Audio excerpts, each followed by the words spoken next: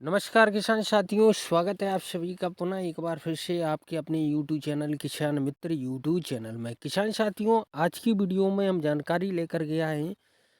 अगर आपने प्याज की रोपाई कर रखी है, आपकी प्याज की फसल में ग्रोथ नहीं आ रही है, आपकी प्याज की फसल में कंद का आकार छोटा है, तो किस प्रकार से आप ग्रोथ ला सकते हैं, कंद के आकार को बढ़ा सकते हैं कम से कम खर्च में।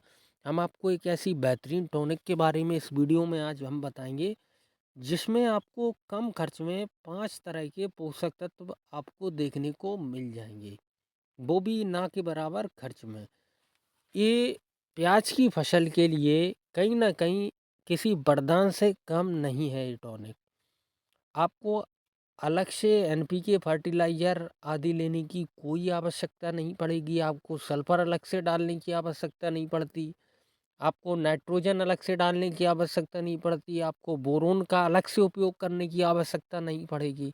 सिर्फ एक टॉनिक के उपयोग से आप 5 तरह के पोषक तत्वों की पूर्ति अपनी फसल में कर सकते हो। इससे कंद का आकार भी बढ़ेगा, पौधे की रोग प्रतिरोधक क्षमता भी बढ़ेगी और ग्रीननेस भी बरकरार रहेगी। पीलापन आपको देखने को नहीं मिलेगा। और कुल मिला के 5 तरह के पोषक तत्व जब प्याज की फसल में जब पहुँचेंगे, तो ओवरऑल अच्छी कंडीशन में होगी प्याज।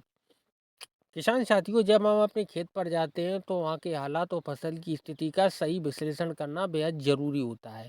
प्याज के पौधे की ग्रोथ पर कई बाहरी तत्व जैसे मिट्टी, पानी की गुणवत्ता, उर्वरक का सही इस्तेमाल, मौसम का प्रभाव पड़ता है। आपको प्याज की फसल पर विशेष ध्यान देने की आवश्यकता होती है।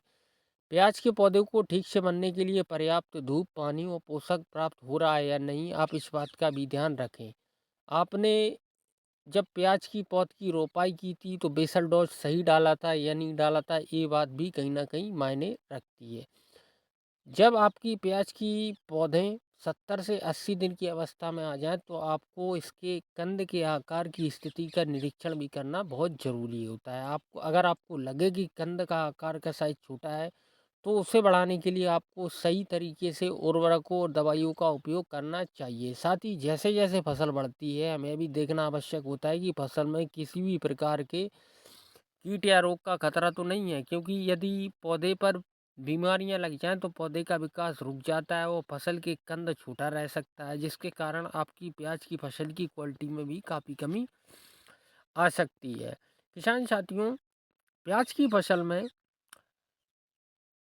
उर्वरकों का सही प्रयोग भी अत्यंत महत्वपूर्ण होता है। उर्वरकों का सही मात्रा में उपयोग करने से प्याज की फसल में आवश्यक पोषक तत्वों की पूर्ति होती है, जिससे फसल के कंद को बढ़ाने में सहायता मिलती है। फसल में पोषक तत्वों की कमी को पूरा करने के लिए आप ऑप्टिमा एनपीके का प्रयोग करें, जो मैंने शुरुआत में आपको बताया था, जिसमें 5 तरह के पोषक तत्व आपको एक ही टॉनिक से मिल जाते हैं, जिसमें नाइट्रोजन की मात्रा आपको देखने को मिलेगी, फास्फोरस भी मिलेगा, पोटास भी मिलेगा, बोरोन के साथ साथ आपको जिंक भी। कुल मिलाकर के 5 पोषक तत्वों का काम एक ही स्प्रे करेगी।